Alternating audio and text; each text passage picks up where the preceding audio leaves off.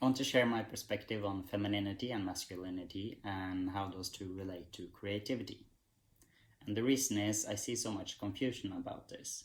I see that often our beliefs are clouded by the society that we live in, and that we assign certain characteristics to being either feminine or masculine.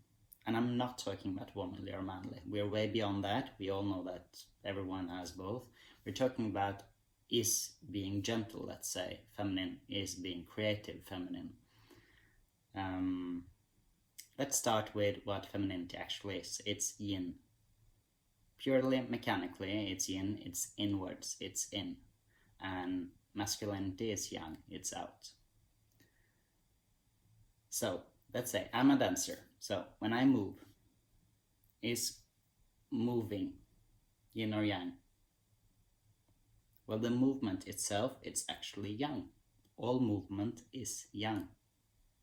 All physical expression is yang. All ideas, intentions, and thoughts are yang. What is yin is the container, the receptivity, the sensory organs listening. So in my inwards life, we can see yin and yang in both our inward life and in our physicality. We can see that if we go inwards, I can feel and I can observe my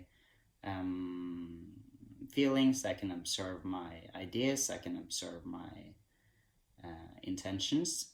All of this act of perceiving, that is yin. Now all the ideas and intentions that come up, that is yang.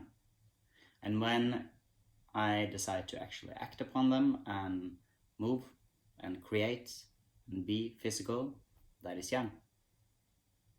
Okay, so when we say that creativity is feminine or being gentle is feminine, that simply doesn't work with this perspective. All creativity is physical expression. And in the example of gentle expression, if I move as a dancer, if I listen a lot and to my environment and also to my impulses, to my how I suddenly want to move, that listening is the yin, and the actual deciding and doing, the actual moving, all of that is yang. The more I listen, the more gentle my movement will be, probably. Or let's say it's not necessarily gentle, but it's more in tune with my truest intentions and in tune with my surroundings. So it's more interesting. And what we also see at higher levels of creativity, we see that it's often developed more at the inside, which means that, let's say, the musician is listening so perfectly to everything that it becomes very delicate. And also, it's more yang, because you become more clear about what you want to do, and you're faster in your reactions, and you actually trust yourself to make movements. That is yang. So high levels of creativity has to do with high levels of both yin and yang. And it's the same for all of our life, all of our choices that we make. We can analyze them in this way. We can ask ourselves, how yin am I?